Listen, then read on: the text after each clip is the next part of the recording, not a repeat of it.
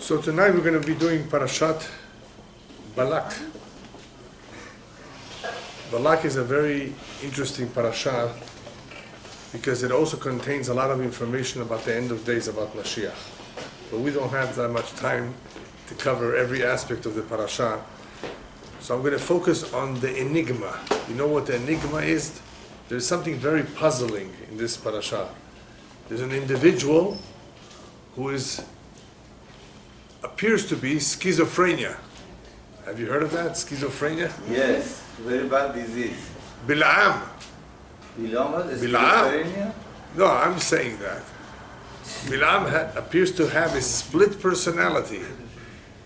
On the one hand, he's a prophet, and not an ordinary prophet. He's a very, very high-level prophet. He has clear knowledge of God. Yodea da'at elyon. On the other hand, he's prepared to curse the Jewish people. Who would want to curse anyone? To curse, you know what to curse means? Not only that, we have a very clear description of who this personality was. Balaam Harasha, he's called. The wicked Balaam. He was a Baal Ta'avot. He had a lot of desires. He was a very, very physical, materialistic individual. So it's a contradiction.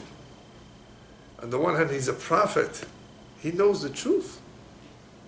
Supposedly, he's close to God. On the other hand, he's so attached to worldly matters. How could you explain something like that?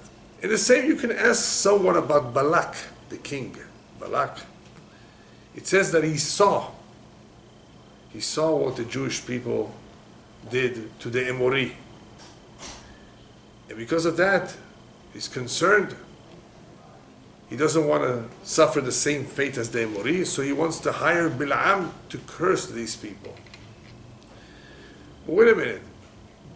We remember Jethro. Remember Jethro? Yes. On Jethro, it doesn't say that he saw, he heard what the Jewish people did, what God did for them, and he came to convert. He didn't look for ways to curse them or to not befriend them. On the contrary, he was impressed. He admired them. He obviously reached the conclusion that Hashem hu Elokim, that the God in heaven is the real God. So he wants to embrace Judaism.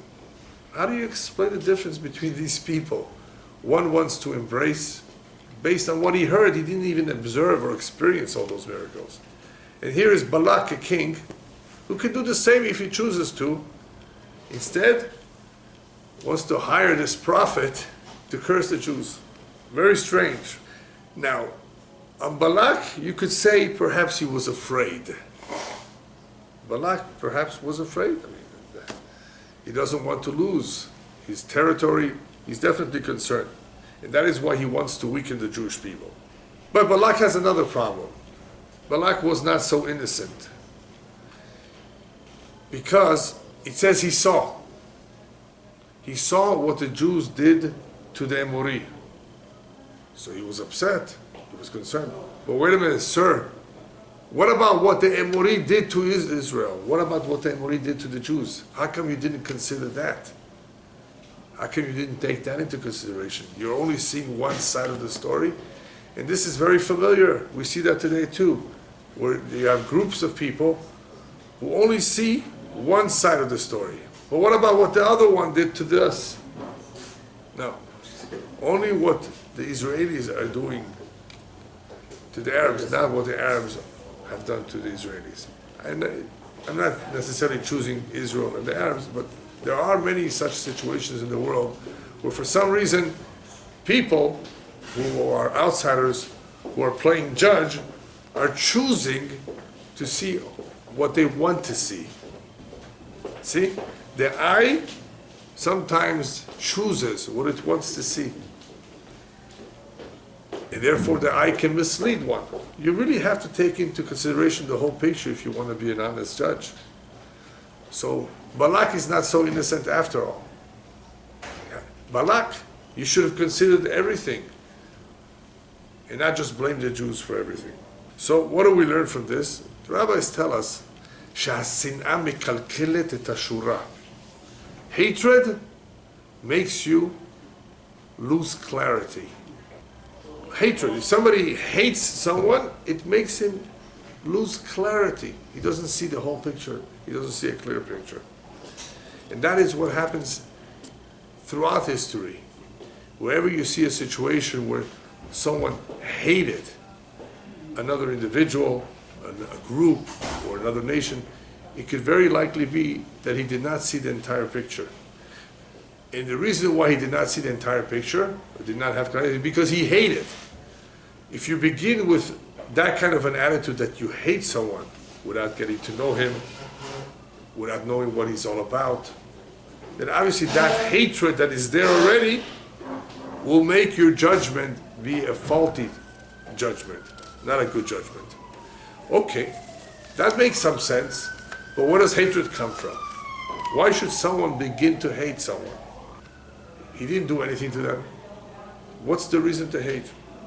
This is a very important idea that applies not only to this parasha, but to other parashiot as well, where you will find that in life, in the world, there's really two schools of philosophies. Two schools. Think about two schools, not hundreds of schools, two separate, distinct schools of philosophies. And the rabbis in Pirkei Avot call them the school of Abraham, or the students of Abraham, and the school of Balaam. You either belong to this school or you belong to this school. That's it. There's no third school. There's two schools. You can either be a student in the University of Abraham or in the University of Balaam. What's the difference? So the rabbis tell us it's very simple. Whoever has the following three qualities belongs in the University of Abraham Avinu. What are those three qualities? Ain tova, ruach nemucha, v'nefesh shefala. He has a positive, good eye. He's not jealous of others. A good, positive eye. He's kind, right? That's what ain tova means. He's a ruach nemucha. Ruach nemucha, humble spirit. Anav, right? Doesn't think highly of himself. Very important idea, as you will soon see. And nefesh shefala. Nefesh shefala means he's an undemanding soul. A soul that does not desire or covet a lot, does not have many needs.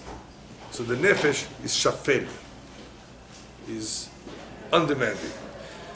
So whoever has these qualities belongs to the University of Abraham. He's a pupil of Abraham. And whoever has the opposite qualities, ayn ra'ah, an evil eye. He's jealous, right? He has ruach gevoha. He has an arrogant spirit, the opposite of humbleness. And nefesh rehava, demanding soul, very much wants things for himself. He belongs in the University of Balaam Parasha. And if you learn the Tanya, and I have lectures on the Tanya as well, you will find that he discusses somewhat differences between neshamot on the level of the soul. There are some souls that are more divine and attracted to divinity, and there are some souls that are not so attracted to divinity, and they cater more to worldly matters, physical things of that nature. That's what they're attracted to, that's what they're more interested, that's where their focus is. And you can see this every day. Just go out in the street, you will find people who are very much immersed in materialism. That's where they spend their money, that's where they spend their time, that's what they care about.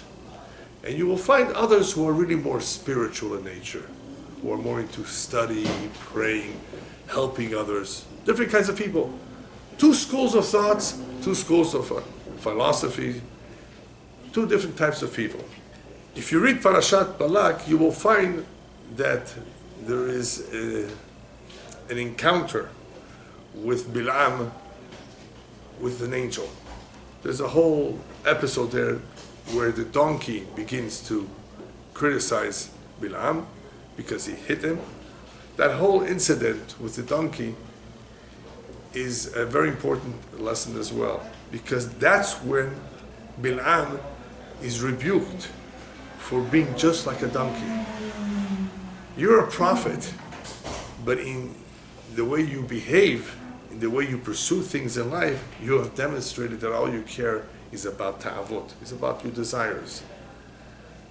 And it's interesting, and I call this an enigma, because how could it be that a prophet, someone who's knowledgeable, someone who knows the truth, that's what a prophet does, right? Supposedly a prophet knows more than the average person. He has more clarity. He calls himself Ne'um HaGever Shetu Ma'ayin. Who is about to speak? This individual who has a very, very good vision. Shetu Ma'ayin. Even though he had one eye, he was blind in the other eye, he's called Shetu Ma'ayin because he was a prophet. He was able to see what others could not see. So this is an enigma. This man is behaving like a donkey. He's an animal. He loves money, he loves kavod, he loves honor. And that is where the rabbis tell us, look, there are really two philosophies. And that's where everything really begins. That's where the source is. You think only Balaam is like that? There are a lot of wise people, a lot of educated, intelligent individuals who have been found to be drunks, corrupt, professors, that during the day they would teach their lesson and at home they would behave like animals. Just ask their wives. Yeah, how could it be? They say that even about Socrates. When he was once caught doing something not befitting him, he says, right now, I'm not Socrates the philosopher, I'm Socrates the man. In other words, I'm just a plain individual. How could you lead such a dual life? How could you be a hypocrite? How could you have two standards? Yes, it is possible. We need to explain that. Why people sometimes have two standards.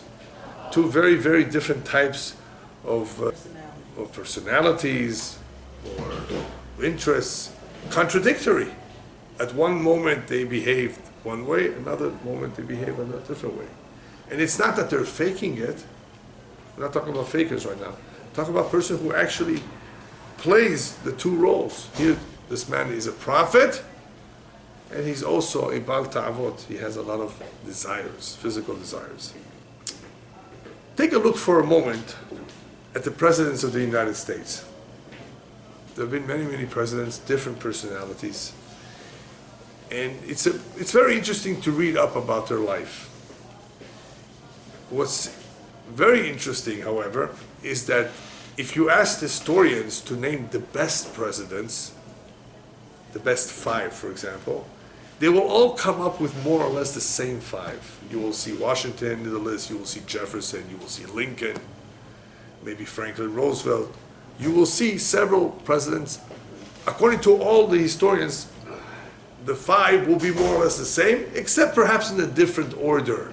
Who was number 1 and who was number 2, but more or less you will see the same individuals. But what makes a president a good president? His personality, his charisma? No. If people are writing about them many, many years afterwards, not having known them in person, obviously they're reading into their personalities and into their achievements. They're taking everything into consideration. But the common thread will always be that these presidents had the interest of the country before their own personal interest. You understand what I mean? It was not their personal interest before the interest of the country, of the citizens. It was usually, what stood out was that they had the interests of their constituents, of the nation, before their own interest. Obviously, they needed to accomplish, they needed to demonstrate that they were qualified, and they did so, each one in their own unique way. But this is what happens in real life. You see that people, if you want to narrow it down, you will be able to narrow it down. Are they into themselves or are they into others? Instead of talking about 3 qualities, right? Are they into themselves or are they into others? Because even if they have just one of the 3, not all 3 bad qualities, it's already bad enough. So therefore, to narrow it down, to make it simpler, I say, are they into themselves or are they into others? Which is really exemplified by an Ein Tovah, the first example that we spoke about, that is a good or a positive eye. Another way you can see differences in people is not only in their outlook, in their hashkafa, but also before they go to sleep. You will find Jews who make a cheshbon hanefesh. Cheshbon hanefesh means an accounting of what they did during the day, the good things and the bad things. They don't go to sleep before they analyze their deeds. After all, this may be the last night that they will live in this world. So they want to repent, they want to do teshuvah. So they want to take into consideration everything that they did, and perhaps tomorrow make changes that are necessary, correct their deeds, whether it's at home between husband and wife, whether it's with their children, whether it's at work, business ethics between them and Hashem. Everyone has something that needs improvement. We're not perfect. So one who does a cheshbon nefesh, who basically meditates, I guess you can say, or ponders what transpired during the day, he's a serious individual. He takes life seriously. He knows his faults. He's not, trying to escape his faults by concealing them. He realizes that to succeed in life, one has to confront those faults and do something about them. And therefore he does what's called a cheshbon nefesh before he goes to sleep. And there are some people that just sink into the bed, go to sleep, and don't think about anything. Even if they may have insulted someone, hurt someone's feelings, The day goes by without even saying, I'm sorry, without even thinking too much about it. Did I make a mistake or not? You see the difference between people? Even in these minor ways, they're not so minor, they're actually important details, but in a way which most people would not even think that people can be differentiated by that, but that's the reality. You can differentiate between people, even with something called cheshbon nefesh before they go to sleep. So getting back to schizophrenia, or split personality, this really exists partially in every human being, because we are composed of guf and nefesh. We have a physical body and we have a soul, and the two of them are very, very different. The physical body is interested in this world. It therefore has needs. It's like a magnet. It's attracted. It wants to enjoy a good steak. Why not? The average person enjoys a good steak. Unless you're in some sort of a diet or you're restricting yourself, doing teshuvah, you want to have a good meal. You're not going to, overeat, but you're going to enjoy it. That's what the guf is all about. The physical body enjoys pleasures, comforts. But the neshama doesn't make anything of it. It's not interested in that. The neshama, the soul, wants to accomplish in this world. It realizes that it's here for a mission. It doesn't always remember that because the guf is in charge to an extent. And I say in charge because we're in the physical world. So the guf, the physical body, has some sort of an advantage over the neshama. And you barely hear the neshama's wants and needs. Except occasionally when that soul is by itself reading a good book, or someone rebukes him, or he goes through some hardship in life, that all of a sudden the neshama begins to think. Sometimes that happens. Yom Kippur maybe as well. There are times that the neshama is awakened, shaken up. But otherwise, as I've always said, this is the home team. This physical world, it's the home team.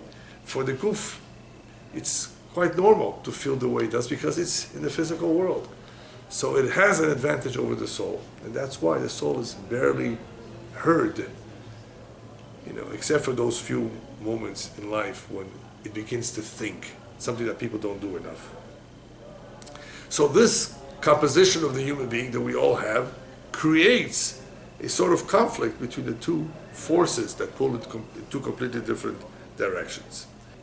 But you'll be surprised.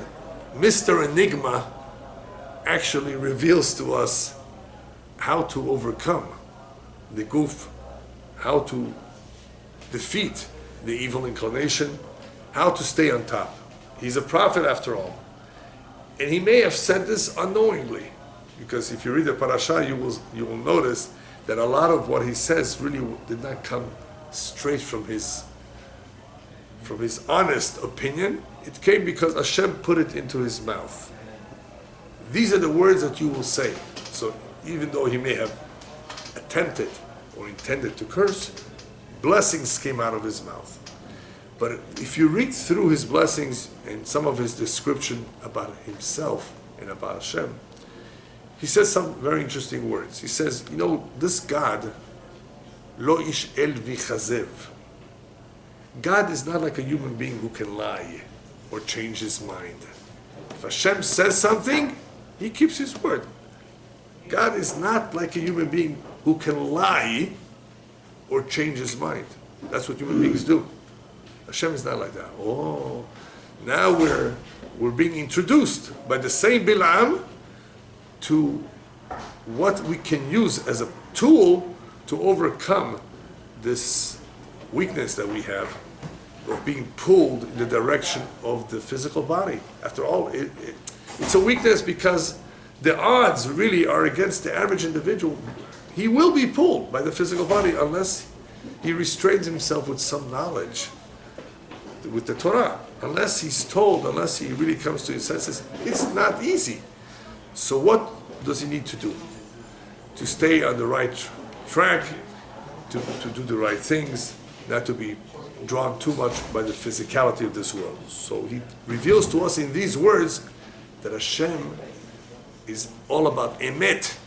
The seal of Hashem is emet, is truth. Hashem does not lie. Okay, so that gives us a little bit of an idea now. Oh, I see. So if you pursue the emet in life, if you make that your goal, I want to know the truth. I want to follow the truth. I don't know the truth. Everybody claims to have the truth. But we know that there's only one truth. And right now it's not important that you discover everything there is to know about the truth, because we don't live long enough for that. But at least you have the aspiration to do the right thing, to do what is correct. That is key to succeed in life. I want to do what is right. I want to do what is correct. I want to follow the truth, wherever it leads me. I'm not afraid of following the truth, even though it will result in my being wrong in everything I have been taught till now. A lot of people are afraid about that. Oh, I'm afraid to follow this path. I'm afraid to follow this argument because it may lead me to where I don't want to go. It may require me to commit to a different kind of lifestyle which I don't want. Oh, so you see? He's being held back from following the truth because of the desires are so entrenched and so strong. He doesn't want to know the truth. Don't tell me, don't confuse me with the facts. I already made up my mind, they said. Oh, you made up your mind, and there's no reason to talk to them. One who has an open mind, who wants to know the truth, he wants to do the right thing, he's completely sincere, he will find the truth. Regardless of his faith and religion. But that does not matter over here. It's about the truth. So Balaam, who is evil, who is a wicked man, reveals to us that Hashem's seal is truth, and therefore if we adopt that in our life, we can get there too. It's also important, rabbis teach us to pray for that. Sheloni kashel, that in the process we should not stumble, because it's very easy to stumble. There's many things that will mislead us. So it's important also to pray to Hashem, please help us get there, because I'm afraid of the evil inclination. I don't want to stumble. There are many, many things that can cause people to stumble. So we need to also pray. Therefore, because of the importance of following the truth, you will notice that the Torah connects in proximity the Parasha of Balak and everything it entails with the Maaseh, with the deed, the action of Phinehas. If you read the end of the Parasha, next week's Parasha is Phinehas, you will see that Phinehas, a young man, did a very heroic act. He on his own, single-handedly, sanctified a God's name by killing two individuals who were committing an act of, let's call it, adultery in public. Tremendous act of Chilul Hashem, and therefore his act of Kiddush Hashem, of sanctifying God's name, is what stopped the Magefa, the plague. So we're going to talk a little bit about Phinehas. Phinehas did something that nobody else did. Nobody else got up except for him. What does that tell you? Strange, no? He had the guts, nobody else. He was courageous, nobody else. There were other courageous people too. Not everyone had the clarity that he had. That burning love, even though Moshe, of course, had a tremendous burning love for Hashem, somehow Phinehas was the one to get the credit here. But in order to take action, it requires a certain type of individual. And we need to describe who that individual is because we want our children to be like that. What is wrong with not saying anything? In Farsi, there is a saying, Sukut alamate reza'ast. You heard of that? Yes. Very true. Yeah. Silence means consent. If you are silent, it is alamate, it is a sign that you agree with what is going on. It's wrong. If you disagree, you have to say it. Oh no, I take the Fifth Amendment. I don't say anything. In court, you can sometimes say, I take the Fifth. But when you see something that is very, very wrong, and you don't take a stand and oppose it, you eventually will be found guilty of association, because you could have possibly stopped it. And even if you could not have stopped it, you know that eventually you will cool off yourself. Had you opposed it, and your children see that you oppose it, perhaps they will continue to oppose this kind of behavior, immoral behavior. But if you don't, then it's alamate, it's a sign that you agree to it. You want it, you approve of it. Phinehas had to therefore demonstrate in a very, very strong way that what was happening was very, very, very wrong.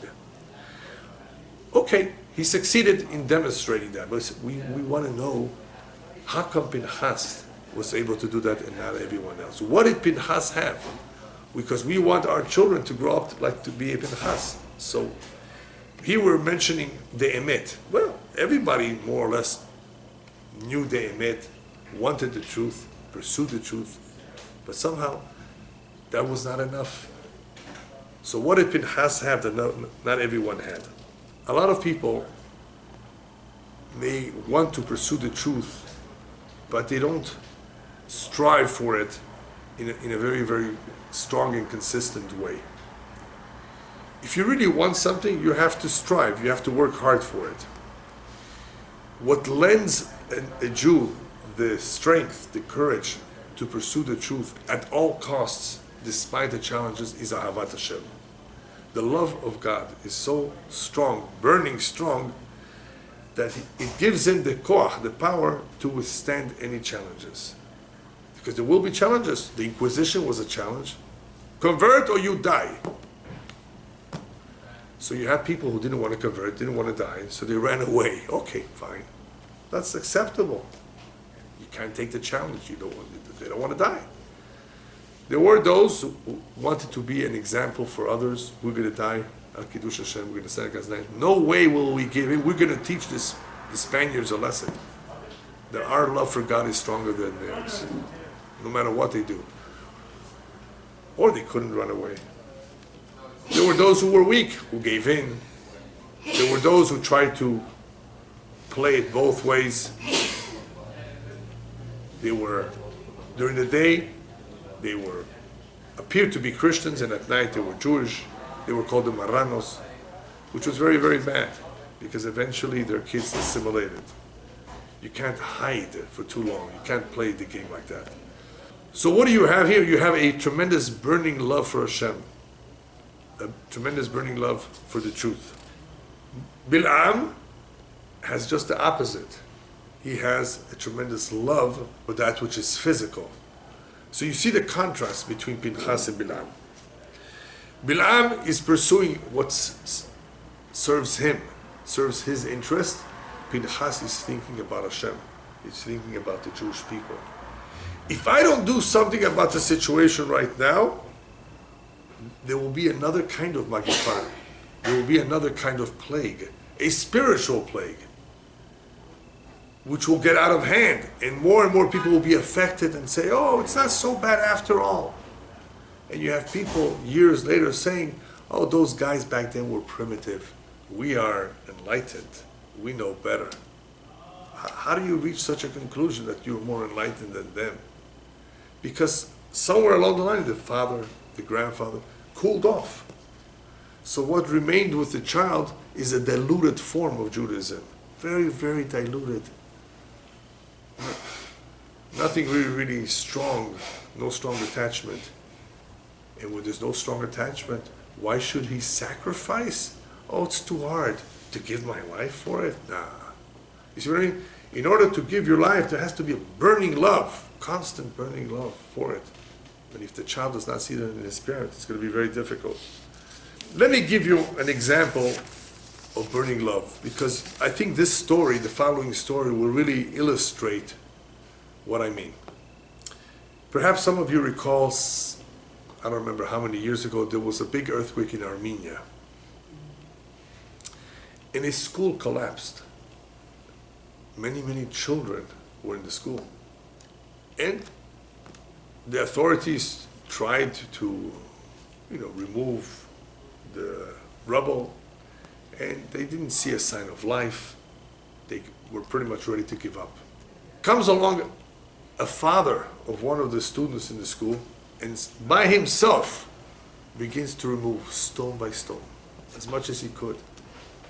Works day and night. Works very, very hard. And sure enough, he finds his son alive.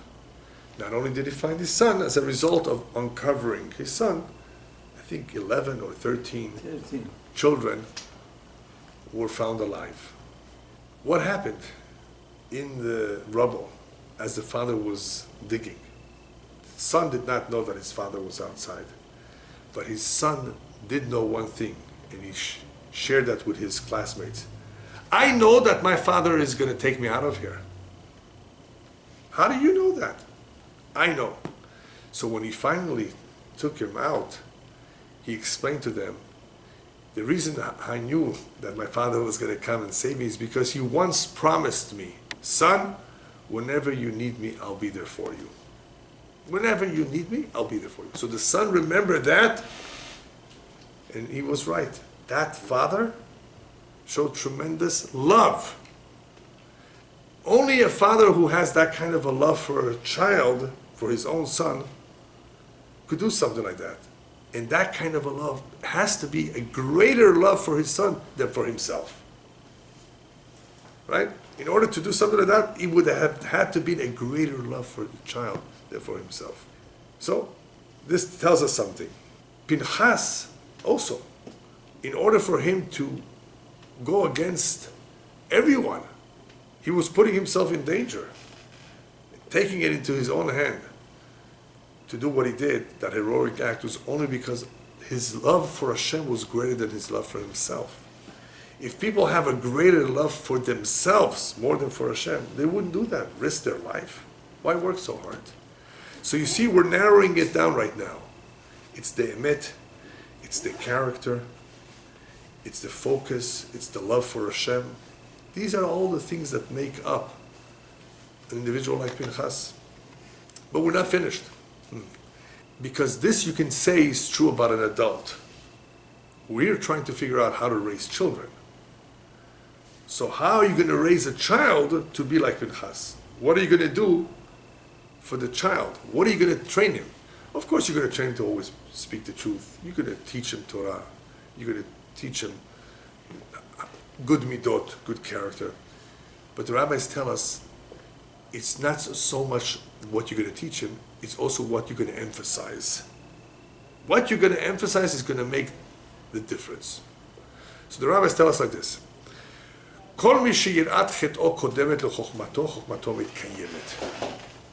Whoever's fear of heaven comes before his wisdom, his knowledge, then that chokhmah, that knowledge that he will eventually learn, acquire, mitkayemet, it will be firmly established, guide him in the right path, and really contribute a lot to his formation.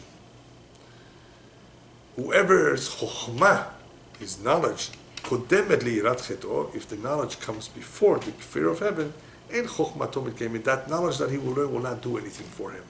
He will know a lot perhaps, but it will not do anything for his spiritual formation, for him to become a great individual. So the key here is, what comes first? Fear of heaven or the chokhmah? But what does it mean, what comes first? It means two things. When we say yirat chet'o kodemet lechokhmato, that it comes first, we say it comes first in time, early on. We emphasize the fear of heaven before we emphasize the chokhmah, the wisdom, the knowledge. And it also means priority. Yirat chet, yirat shamayim, the fear of heaven, is priority, is more important than knowledge. Here we put so much emphasis on learning Talmud, Medrash, Halacha, be wise, be knowledgeable, know it. It's true, it's important. How to conduct ourselves in life, we have to be knowledgeable. But Yirat Cheto Kodemet, the fear of heaven has to be number one in time. Early on, as a child, we're already training the child what fear of heaven means. And Kodemet has to be first in priority. It is more important than the knowledge. You know that a lot of people put more emphasis and greater importance to knowledge than to the fear of heaven. I'm talking about even religious people. Fear of heaven is more important. It's Kodemet. And it should come early on, at an early stage, when a child is 3-4 years old. We're already taking even a child that's an infant. Sometimes I've seen it, and it's a beautiful thing. Wash his hands in the morning. You know how we wash our hands in the morning to cleanse ourselves of the impurity? You don't have to do it to the baby. But imagine if you do it. Anything that you start early on with a child will stay with him. It will contribute towards his being a God-fearing Jew. So you want to know how you raise children to be like Phinehas? You start early on. And you make sure that you emphasize Yirat Chet over Chokhmah, over knowledge. After all, what we want here to accomplish is we want someone to be heroic, to confront the challenges with strength, not to be afraid, to be courageous. That's what we want the child to do when he becomes an adult, if he faces some sort of challenge. In order for that to happen, the Yirat Chet, Yirat Shamayim, has to be very well entrenched, strong, at the very, very beginning. No way in the world will I do this that is wrong for any money. Not everybody will say that. Some people will say, well, if you give me $150,000, not a penny less, 150. He may be willing to do something which is very wrong. $150,000, it's a bribe, or whatever. One who has Yirat Shamayim, real Yirat Shamayim, would never dream of it. Right? What does it take? Fear of heaven. That's what it is. Otherwise, a lot of people have fallen, even for a lot less than 150,000. For a lot less. There are situations where people, of course, are desperate. We can't judge them. Obviously, we don't know what we would do, but it would very much have helped them if they had Yirat Shamayim, fear of heaven. They would not have come to that. The wrong decision. So getting back to what we said before, that is why when you see something wrong, you have to try it at least, to say something about it, protest, because otherwise you will end up going with the flow. Even if you know it won't work, even though if you know that your words will fall on deaf ears, you have to try at least once, depending on, of course, if they're in your sphere of influence, your own family and relatives. You have to point it out. You have to make it a point that this is wrong, I'm against it, and I'm telling you even though I love you, this is wrong. I will not go to your party because in your party you're serving not kosher food. I'm giving you just a quick example. Oh no, but this is the birthday of the grandmother and you can insult her. I hear this every other day from people. What should I do? You tell them it's wrong. You tell them to do it in the kosher way. What's the big deal? Why can't they do it right? They don't want to. Then why should I want to? They don't want to. That means they're doing something against the Torah, against God, and I should go along with it. So it takes some courage. But you do want to point it out. You don't just want to say, I'm sorry, I'm not coming. You want to say, you should know why I'm not coming, why I'm not attending. It's wrong of me to attend. It's wrong of me to consent and to agree to what you're doing. What you're doing is completely wrong. And you want me to support it? They say, you order for you kosher. Yeah, sure, exactly. Kosher style. We order for you, kosher. Kosher style. Kosher style. Yeah. Yeah. How else are people going to learn? So you need Phinehas. You need the action of Phinehas. You need someone who's courageous, not afraid to speak the truth. All right, if that's the case, then we have a question. In the Parasha, you will notice that in the beginning, Balaam is describing the Jewish people as being a very, very good people. Vatovu alecha Yaakov mishkenotecha Yisrael, they're modest. He's talking about all the good qualities that the Jews have, but at the end of the Parasha, you see the Jewish people in a very, very weak state, in a very, very weak state. They fell spiritually. They committed an immoral act. It's a terrible sin. How could it be?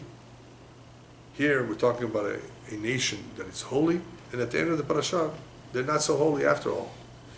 Also, a very important idea is being taught here. We all have in life ups and downs. That's quite normal. Just don't stay down. If you fell, get up and fix whatever there is left to fix. So there are ups and downs in life, and the Jewish nation as a whole has had its ups and downs as well. Now the question remains what we can do to make sure that we don't have so many ups and downs. How do we diminish this type of situations? If you know about computers, you will notice that there's something called viruses. If you heard about it, computer viruses. Viruses that attack your system, different parts of the system, different kinds of viruses. And there are ways, mechanisms to defend yourself from these viruses, all kinds of ways that put up walls of protection so that you don't, allow them to just penetrate or infiltrate your computer and do all the damage they do. So in the same way that there are mechanisms to defend, guess what? There are other viruses that attempt to defeat those defenses. So it's an ongoing battle between virus, defense, stronger virus, and the same is true about missiles. There are missiles, and there are defenses against the missiles. And then the new missiles come out that try to defeat the defense that existed. So a new defense has to be created, right? That will hopefully offer protection from those missiles. So what do we see from all of this? You always have to stay ahead, one step ahead of your enemy.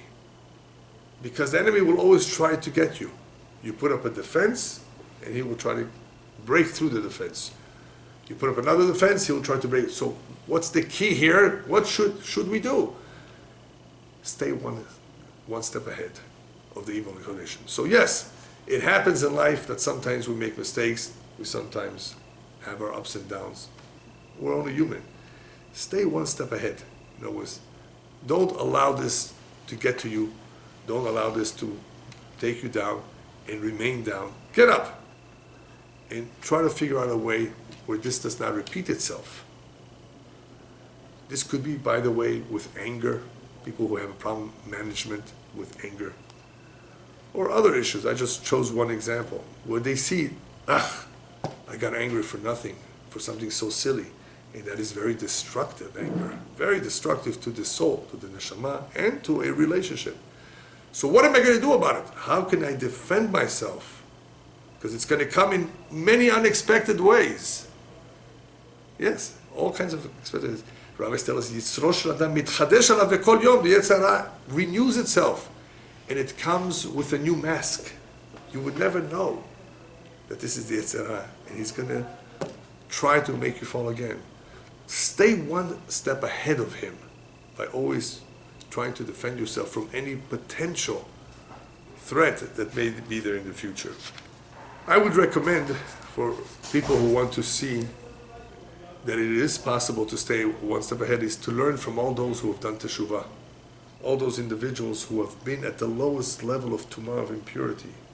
Look, you see, there's a lot of people out there who were doing the wrong thing for many, many years, but they've come back, they've done teshuvah. Learn from them. If they can do it, and they were at the lowest of the lowest, then for sure you can do it. It is possible for a person to change direction in life, even later on in life.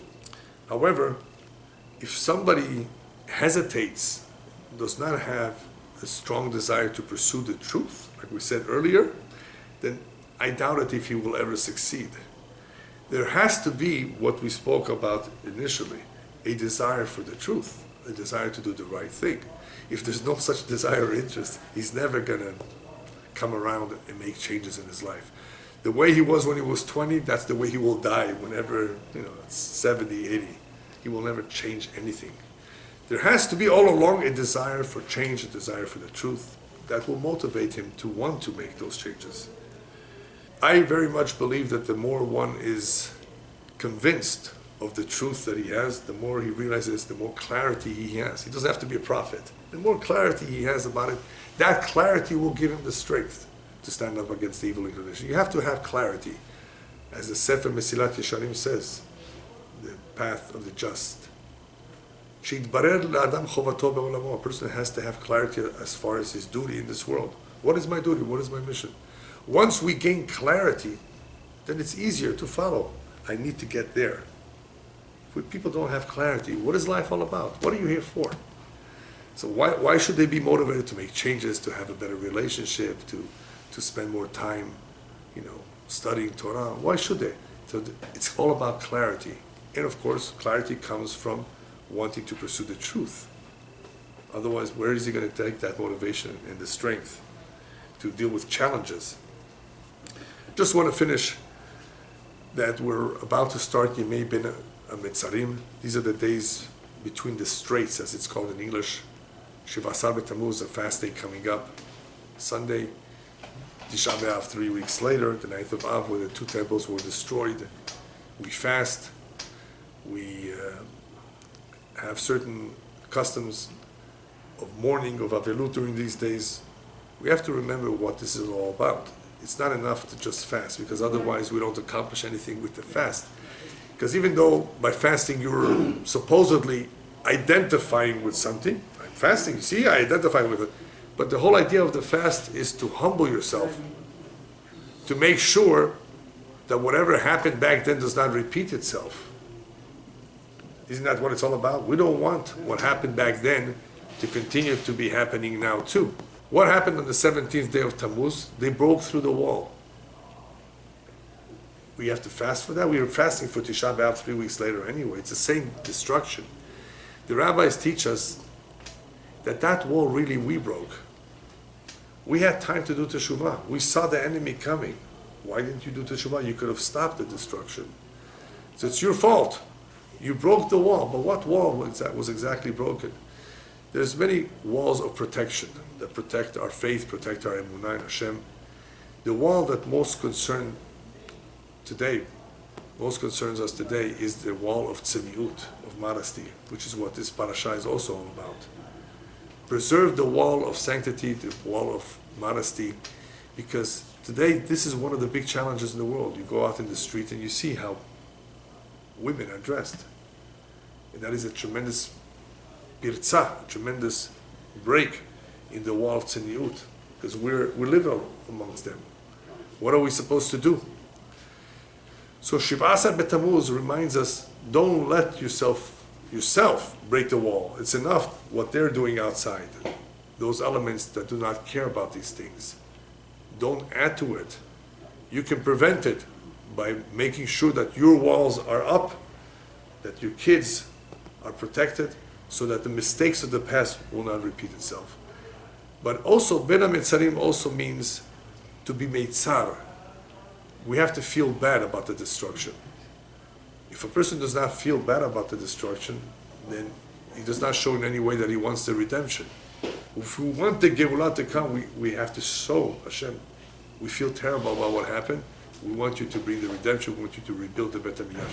So this is a very important idea. Identify with the cause, not just by fasting, but by taking some action to correct the mistakes of the past. No baseless hatred, no sinat chinam, feeling bad about what happened, realizing that today we're facing tremendous challenges, but if we're facing them, it means that Hashem gave us the strength to be able to deal with it. Otherwise, why would He make us face something that we cannot do anything about? Obviously, it is our generation that is going to see Mashiach. We see it from all the signs. But in order for us to be worthy of seeing it without any more war, and only berachamim gedolim, with tremendous mercy, we have to be worthy of it. We have to show that we care. We have to be like Phinehas. We can't just say, okay, we're waiting for Mashiach. Everybody waits for Mashiach. No. What are you going to do in order to bring Mashiach for it? You're going to feel bad about it. You're going to identify with the cause. And B'ezrat Hashem, you will show in your unique personal way the heroism and the courage that Phinehas showed. Each one can show it in his own way. At home, at work, in the street. Show that you care about this cause. And B'ezrat Hashem, in this way, we will have the merit as a chut of seeing Mashiach very, very soon. Amen.